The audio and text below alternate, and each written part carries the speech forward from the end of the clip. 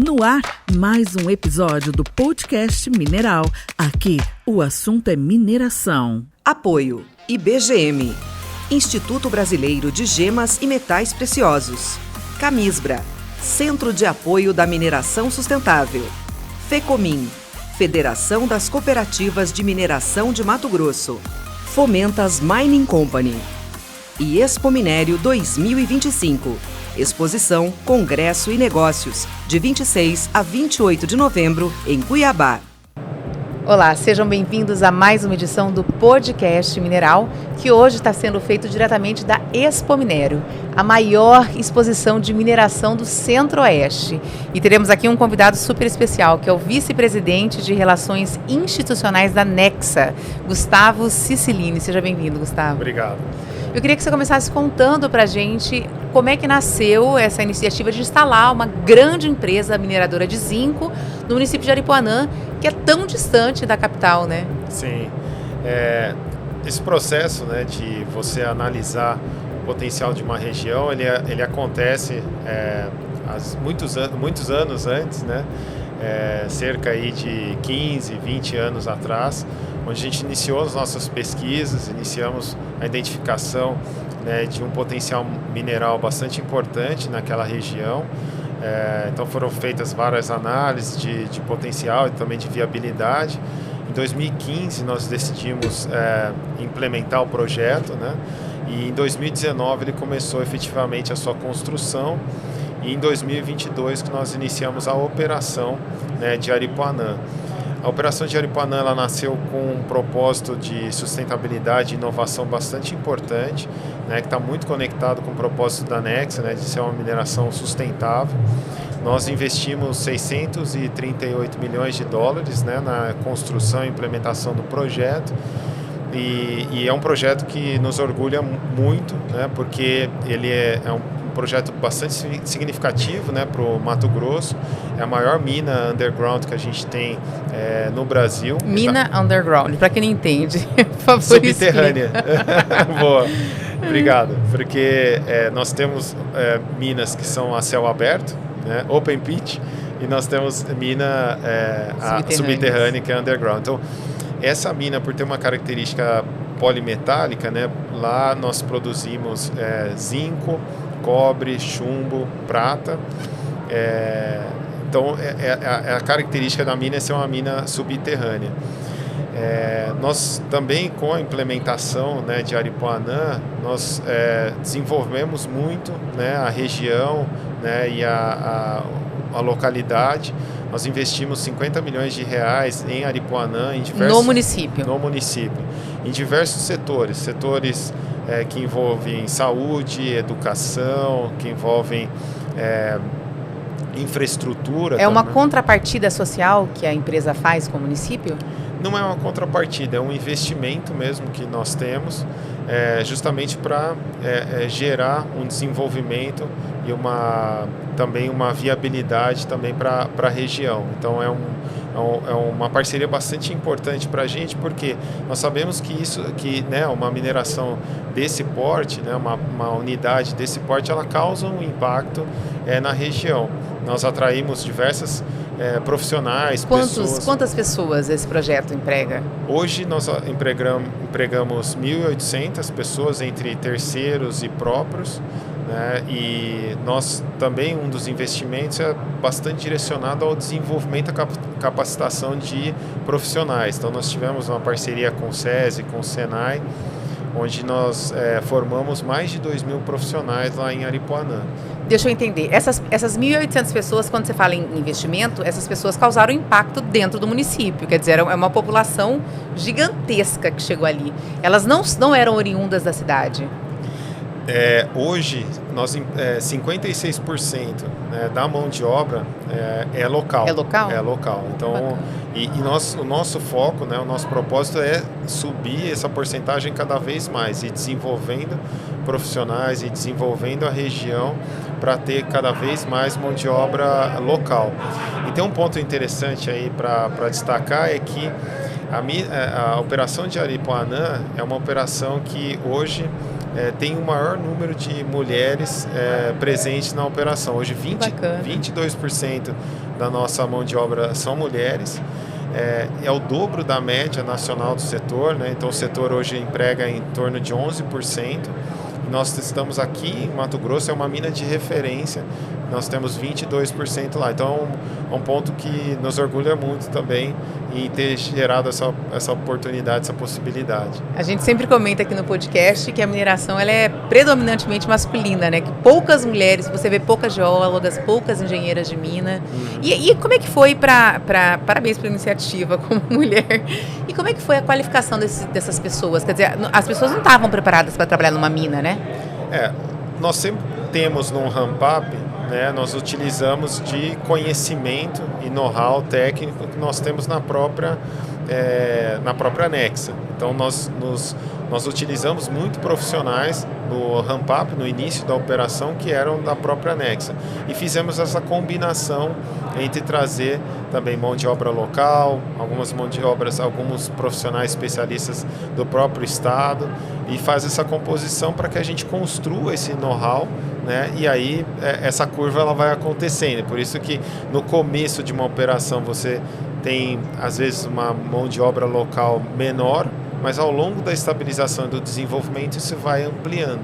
É porque os municípios eles ficam muito receosos com as questões, com operações minerais, né, de extração mineral, por conta da população flutuante, que causa um impacto social muito grande no município. Aí vocês trouxeram no começo, e depois começaram a qualificar essas pessoas? Exatamente. Então, e é esse o processo. E vocês tiveram alguma parceria para oferecer esses cursos de qualificação?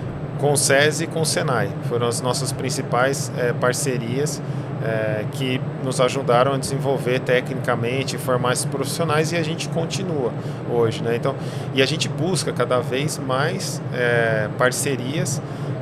Nós temos uma visão também de buscar parcerias, por exemplo, com universidades aqui do estado, para que a gente possa continuar desenvolvendo mão de obra próxima a Aripuanã, de Aripuanã ou do estado, né? Esse ponto para a mineração é muito importante, né? Você ter pessoas qualificadas, você ter um time próximo, né, local, né? Isso é que vai dar estabilidade, isso que vai dar atratividade, isso que vai gerar retenção também para esses profissionais, né? O profissional que ele é muito distante, né, ele tem toda uma logística de retorno ou tem toda uma logística de atração também, que geralmente na nossa experiência acaba não sendo sustentável ao longo prazo, né? Essa operação dessa mina, a previsão é de que ela dure quanto tempo, quantos anos? Hoje nós já temos um potencial, né, de recursos, de reservas inferido. Inferido aí significa já certificado, né, que nos leva a 30 anos, a mais 30 anos. Mas nós vemos potencial para Aripuanã para 40, 50 anos. O desenvolvimento ele é contínuo, né? A análise ela é contínua e é uma área ali, uma região muito promissora. Eu deixei escapar uma coisinha, que eu tenho uma curiosidade imensa. Esses 22% de mulheres que trabalham lá na Nexa em Aripuanã, elas são chão de fábrica? Quais são os papéis que elas desempenham ali dentro da... É bem interessante, porque nós também fizemos essa capacitação. Então, não é chão de fábrica, né, mas é dentro da mina. Então, nós temos muitas que são, por exemplo, que dirigem caminhões, ou muitas também que operam equipamentos de extração dentro da mina. Máquinas pesadas? Máquinas. Que legal. Então tem histórias bastante interessantes. Eu já tive várias visitas lá e conversando com essas mulheres. É muito interessante você ver o orgulho que elas têm de passar por todo o processo, né? De poder ser desenvolvida, de poder ser formada, de poder ter essa oportunidade de continuar se desenvolvendo. Então nós temos, a sua pergunta é muito boa, assim, porque geralmente quando as pessoas falam, tem mulheres trabalhando... Está na cozinha. Não, estão nas áreas mais corporativas, vamos dizer assim. Né? Administrativa, recursos humanos, legal, né? Uma área de suporte, mas nós fazemos questão de que tenha uma representatividade em toda a operação. Quando começou a surgir na mídia essa questão da implantação dessa mineradora lá em Aripuanã, todo mundo se questionava, nossa, Aripuanã, fica quase 1.200 quilômetros de Cuiabá, é bem distante, e tinha um pedaço de Juína até Aripuanã que era de chão, né? Não tinha asfalto. E as pessoas falavam, como que eles vão fazer para escoar essa produção? Isso ainda é um problema? Vocês têm em conta um problema logístico? Hoje não é um problema para nós, assim, nós já aprendemos, tem, como a gente falou, né, tem uma curva de aprendizagem que sempre acontece, que a gente chama de ramp-up, né, que aconteceu aí de 2019, 2022, onde a gente foi aprendendo com diversos fatores da região. Então, quando você faz todo o planejamento, a implantação, quando você vai para a prática, você vê ali algumas dificuldades, alguns pontos que tem que ajustar. Nós não temos hoje um problema logístico, nosso escoamento hoje ele é multimodal, então nós fazemos tanto pelo modal rodoviário, também como ferroviário. Então tem... Mas não tem trem naquela região? Vocês trazem até Rondonópolis? Trazemos até Rondonópolis. De Rondonópolis a gente leva até Santos, e aí de Santos a gente distribui, porque tem um ponto, né? A gente extrai da mina o concentrado, e aí ele precisa ser processado para que ele seja vendido, né? Então a gente escoa também para operações que nós temos em Minas Gerais, metalurgias que fazem esse processamento, ou no Peru. E esse período de chuva, ali é bioma Amazônia, né? Então, assim, tem um período de chuvas intensa. Isso atrapalha de alguma forma a operação de vocês? Ele não atrapalha a operação, assim, em termos de, nós paramos de produzir ou gera um grande impacto, nós estamos preparados para isso. Mas ele é um período onde nos traz atenção, né? Porque o volume de chuvas ele é muito alto, e esse volume ele pode impactar em questões de escoamento, em questões que a gente tem de retenção, por exemplo, de recursos hídricos, reutilização de água. Então ele sobrecarrega um pouco o sistema, vamos dizer assim, porque tem dias que chovem mais 150, 200 milímetros em 2 horas. Então é um ponto de atenção, onde a gente tem que estar sempre modulando ali esses aspectos. Eu conheço um pouco da realidade ali de Aripuanã. Eu queria que você falasse sobre o desenvolvimento econômico que a instalação da Nexa trouxe para o município. Eu tenho até um amigo que brinca, fala assim, olha, a prefeita não sabe o que fazer com tanto dinheiro.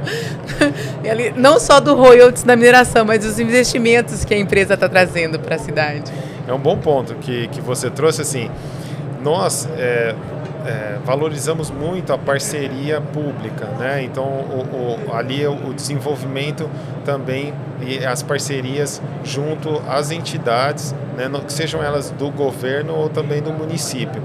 Nós fizemos um programa de parceria e desenvolvimento da gestão pública junto com o município de Aripuanã, onde nós tivemos a possibilidade de trabalhar junto com eles no planejamento estratégico, prioridades, de dar capacitação para eles em questões de investimento, priorizações, e inclusive nós recebemos um prêmio em 2022.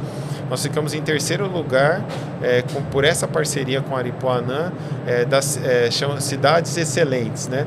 E foi um prêmio que nos reconheceram da melhor gestão, a 3ª, né? Melhor gestão pública aí de cidades no Brasil. Então é um processo bastante importante para que a gente possa direcionar esses recursos da melhor forma, para que a gente possa adequar também as necessidades não só da sociedade, né, mas também da região.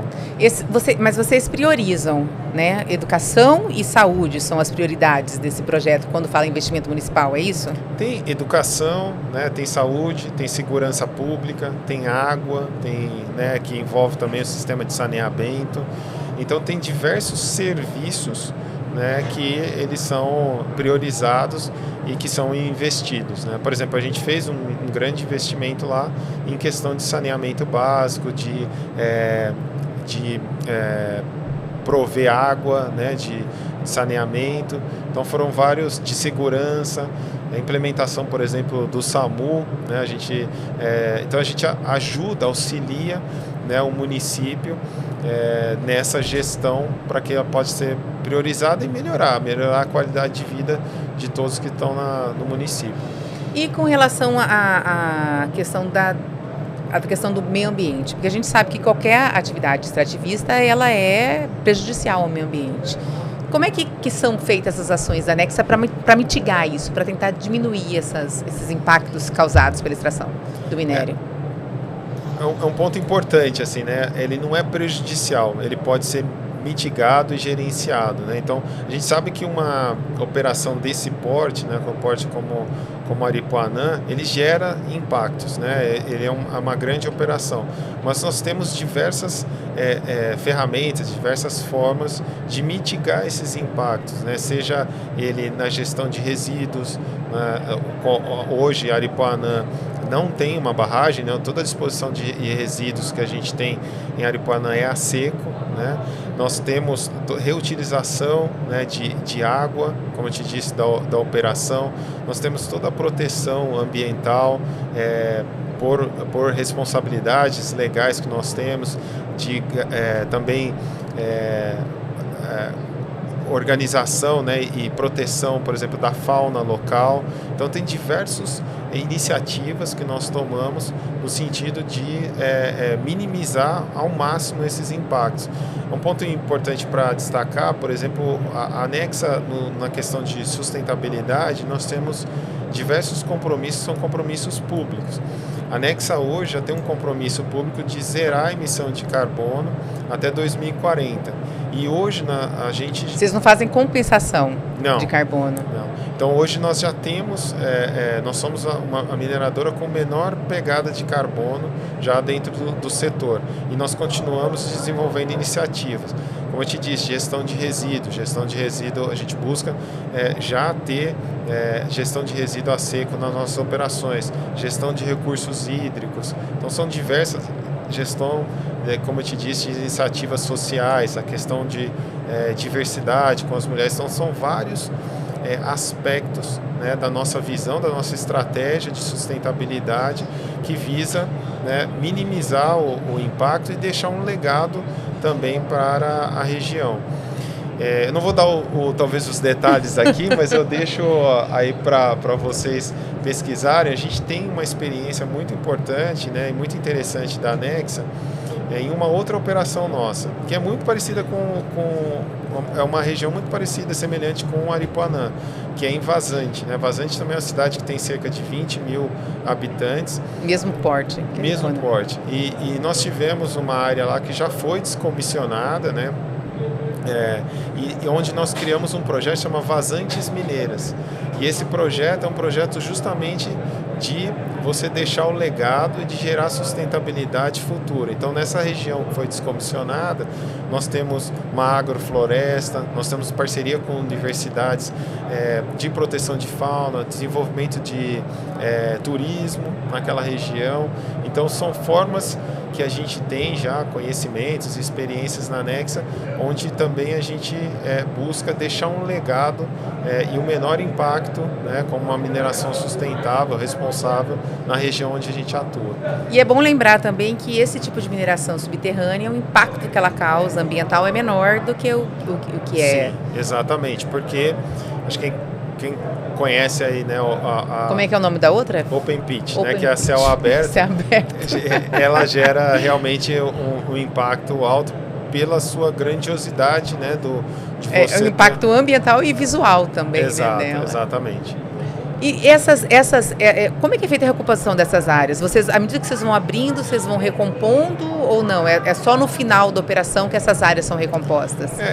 Como é uma operação subterrânea, né, então nós temos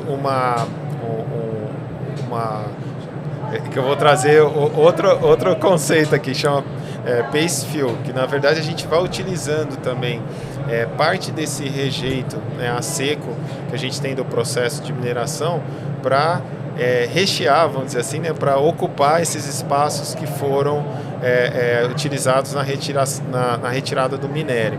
Então nós vamos, mineração subterrânea, a gente vai recompondo essas áreas e vai seguindo com a exploração para áreas novas. É engraçado, né? Porque quando você fala em operação de mineração subterrânea, as pessoas têm em mente aquela operação dos Estados Unidos, que tinha um trenzinho com...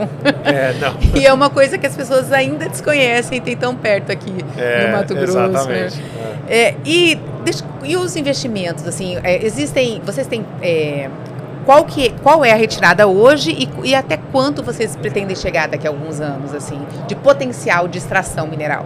O potencial hoje conhecido, né, recurso e reserva inferido, que a gente fala, está carimbado, né, que hoje é conhecido e ele tem viabilidade, tem um potencial Aripuanã para 30 anos, mas a gente vê que isso pode chegar... Eu digo em toneladas de retirada de minérios. Toneladas, hoje de zinco, nós somos 80... Que é o carro-chefe da empresa. É o nosso principal produto. 85 mil toneladas ano que a gente tem de produção em Aripuanã. Acho que nós temos depois, são 36 mil toneladas de cobre, e aí tem chumbo, tem prata. E nada disso é beneficiado em Mato Grosso? O concentrado, ele é beneficiado a gente precisa de uma metalurgia, né, de uma área para beneficiar, para fazer um sistema de purificação e também de transformar isso em metal para que ele possa ser processado, né, para que ele possa ser comercializado. Esse processo hoje é feito nas nossas refinarias de Minas Gerais ou no Peru. É que a gente sempre fala aqui que a mineração do estado do Mato Grosso ela é igual à agricultura, ela é primária, né? Nós não temos indústrias que possam agregar valores a isso dentro do estado. Isso é uma perda, porque o estado deveria atrair esse tipo de indústria. Hoje, acho que é uma boa conversa essa, né? Porque eu vejo dois aspectos aqui só para te trazer. O primeiro aspecto é relacionado ao ponto de nós temos a própria participação aqui no Expo Minério, que está sendo um evento fantástico, assim. A gente está tendo uma representatividade muito alta e uma parceria muito grande aí de representantes do governo do estado, né, governo municipal.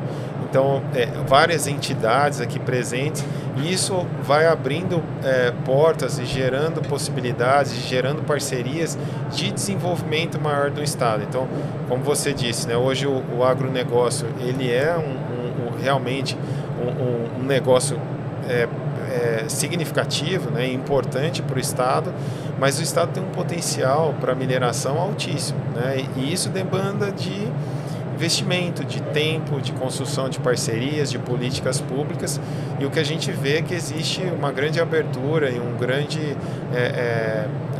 uma visão do governo em investir nesse sentido. E eu acredito que investindo vai atrair mais empresas de mineração, vai atrair mais investimento, e isso vai tornando aí, tendo maior possibilidades também para o estado. Outro ponto é que hoje, né, a gente já contribui com impostos, né, gera impostos, gera arrecadações importantes para o estado, então que são significativos, que podem também gerar outros investimentos.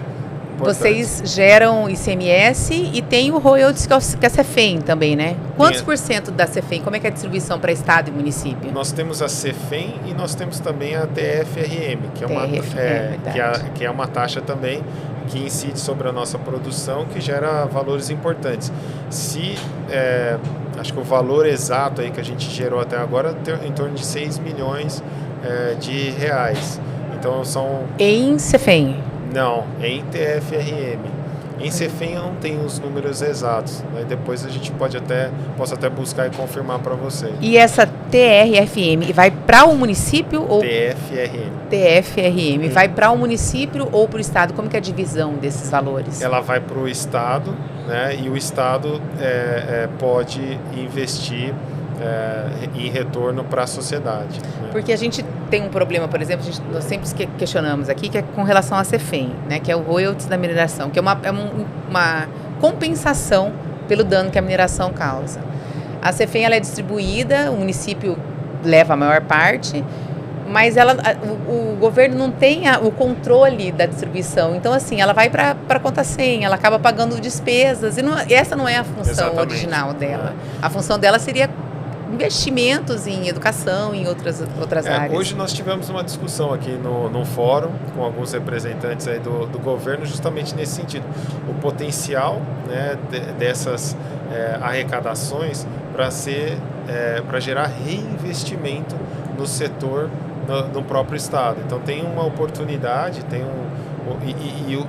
Nós vimos que o governo aí tem uma visão bastante positiva e interessante de gerar cada vez mais desenvolvimento, em termos também de desenvolvimento para o setor, né? Eu digo que quando não há essa distribuição correta dos valores, a sociedade que está na ponta não sente o benefício da mineração, né? Se ele usa um dinheiro que é para investir em saúde e educação, para pagar conta, a sociedade que está ali sentindo os impactos da mineração acaba não sentindo, falar, que retorno eu tenho, não é verdade? Por isso a importância da gente ter essa proximidade, essa parceria entre o setor privado, entre o setor público, entre as entidades, para que a gente possa gerar esse ciclo positivo, né, de investimento, de retorno social. Então esse é o processo, é um amadurecimento, né, também. A gente vê que o Estado também está em desenvolvimento nesse setor, tem um interesse bastante importante e relevante, e nós vemos grande potencial e oportunidades. É uma história que eu vejo que está só começando. Uma história de sucesso. Mas assim, para a mineração desenvolver, ela precisa de políticas públicas. O Código da Mineração é muito antigo. Quais são os maiores entraves que você vê para esse setor? Olha, hoje são fatores, assim, como você colocou, são fatores relacionados a algumas legislações que a gente tem, exigências que a gente tem, que podem trazer talvez uma complexidade maior para as nossas operações em termos de responsabilidades, que sejam elas legais, sejam elas jurídicas, sejam elas até ambientais, mas que são pontos que a gente pode, como eu te disse, nessas parcerias, junto à ANM, por exemplo, que a gente já vem trabalhando, ao IBRAM, que é o Instituto Brasileiro de Mineração, ao Estado, né, a próprio município, para gerar essa agilidade e possibilitar um desenvolvimento maior no setor. Os governos, em geral, eles têm medo que a flexibilização gere danos, né, assim, porque existe um dano eminente quando não é feita a recomposição e tudo que se deve fazer de acordo com a lei, e flexibilizar às vezes pode significar que as pessoas podem abusar da questão, né, de agir de má fé. Esse é um pouco do preconceito que eu digo que o setor carrega, né? E a gente sabe, nós que estamos é um estigma. Junto a uma mineração, né, como uma empresa que a Nexa hoje, que é uma empresa, né, que vem do Grupo Votorantim, a gente já tem mais de 65 anos de experiência.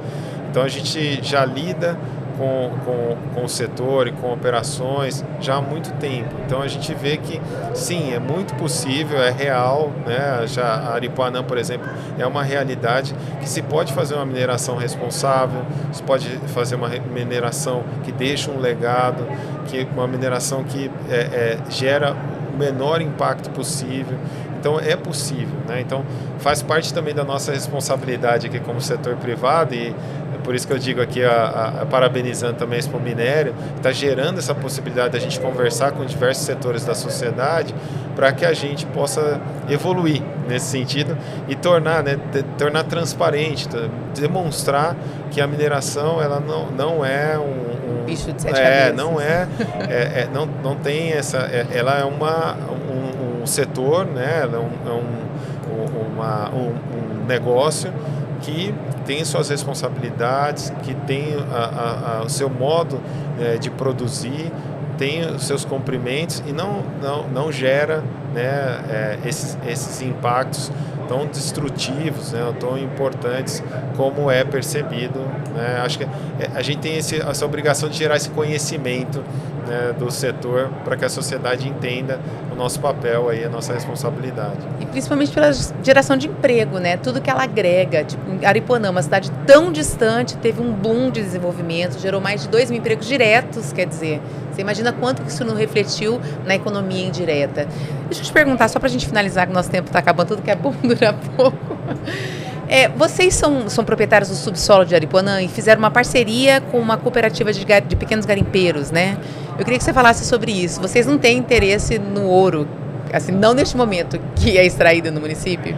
Não, gente tem 2 pontos aí na sua pergunta, se você me permite esclarecer. Claro. Um ponto é a questão assim, hoje o direito minerário, o direito do subsolo, ele é da União. Sim. Então nós temos, a Anexa adquire esses direitos minerários para explorar, né, o subsolo. Outra coisa é o superficiário, né? Que é quem está... É o superficiário quem está acima. É o dono da terra. É o dono da terra. Nós temos compromissos, né, que são legais e nós compensamos, né, nós pagamos para os superficiários e temos o direito minerário também. Então, esse processo ele é transparente, né? Então, não temos É importante entender essa diferença.